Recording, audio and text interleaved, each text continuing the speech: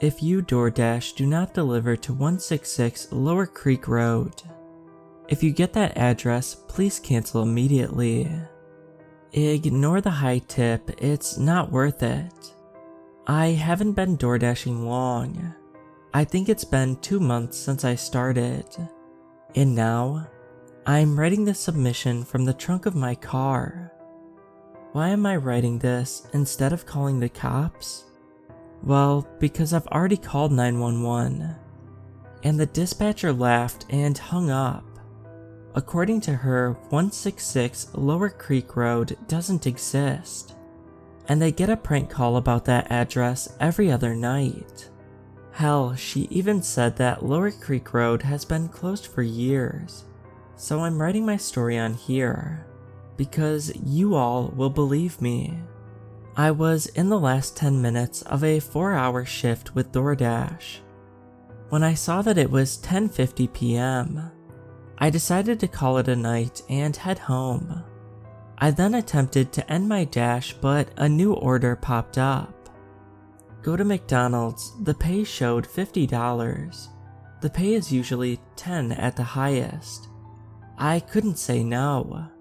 I was already close to McDonald's and it didn't take long to get there. Once inside, the cashier informed me that there wasn't a Doordash order with the order number I had.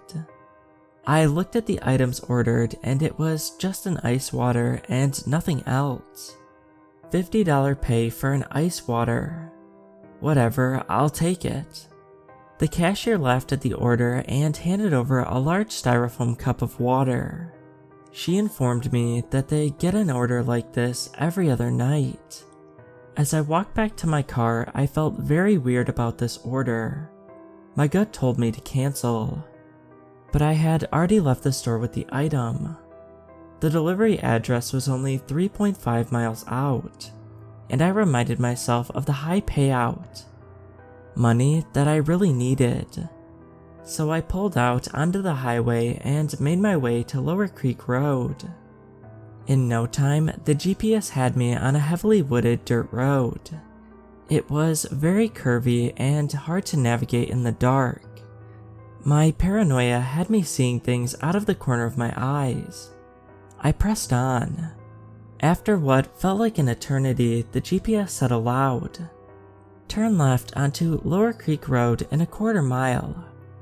Once at the road, there wasn't any road sign, but I made the left anyway.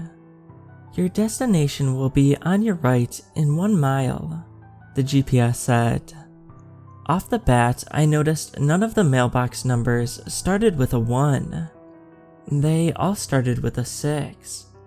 And if the road was like any other, then the actual address of my destination was 666 Lower Creek Road. Now, I'm not religious or superstitious, but the idea that the address was actually 666 made me feel even more worried. All the homes on the road looked very run down and deserted. I was now only about 400 feet from my turn, and I could see an old rusty mailbox at the head of the driveway. Sure enough, the number on the mailbox read 666. The GPS sang out that I was at my destination and the Doordash app read off the delivery instructions. "Leave it at my feet, do not disturb." Those words chilled me. Usually the directions were a simple "leave at door" or "hand to customer." I slowly pulled down the driveway, which was fully surrounded by thick undergrowth and large trees. The little dirt road finally gave way to an opening. There was no house in the clearing. Sitting right in the middle of the opening were what seemed to be 3 men. They were sitting on lawn chairs in a semicircle. They were illuminated by a blue light that was being emitted from the ground by what looked to be a projector. They all had their hands up in the air and were looking directly into the blue light. The scene made me so nervous I began to feel nauseous. I got out of my car and slowly walked towards them. I have never walked so slowly and quietly in my life. I didn't want them to notice me at all. Once I reached them, I could tell that they were all completely naked. The man in the middle had a small box in his lap, and smoke was coming from the box like something was smoldering inside it. There was a strong smell of burning hair around them. The only noise was the hum of the projector. I approached the man closest to the road and carefully tried to set the cup of water at his feet. My hands were shaking too badly and I dropped the cup, spilling the water all over his feet. None of them had any reaction. I promptly stood up and walked back to the car as fast as I could. My heart was beating out of my chest. When I got within about 5 feet of my car, I looked back towards the men. Only one of them remained in his seat. The other two were gone. For a moment, everything felt still.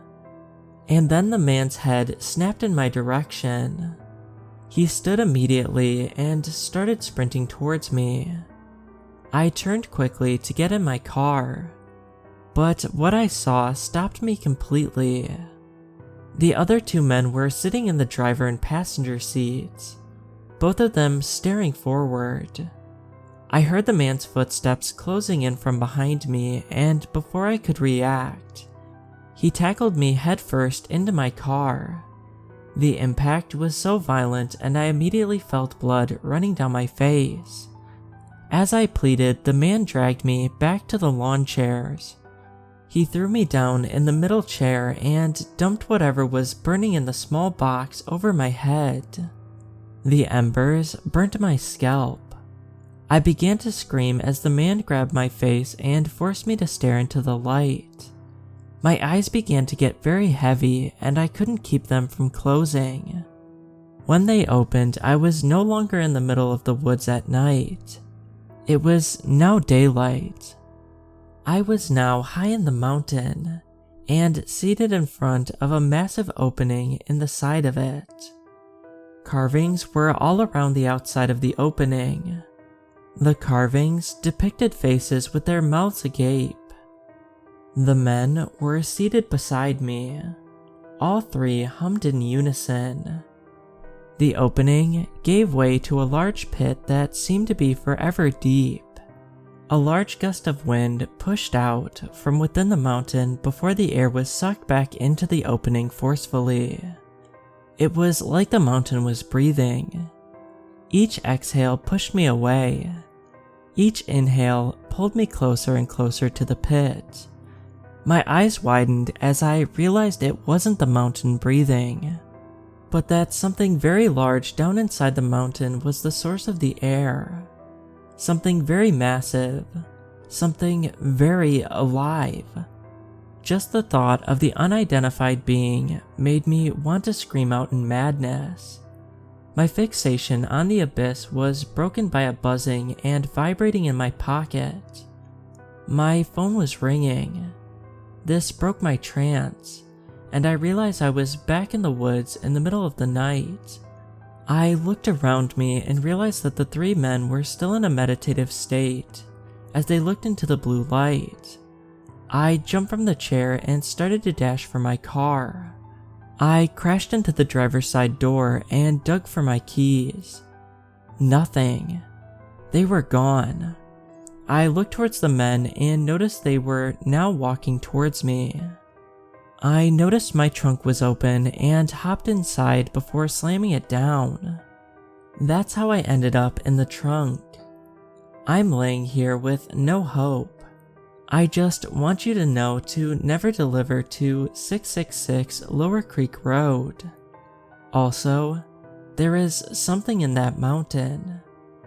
It's alive and it wants us all.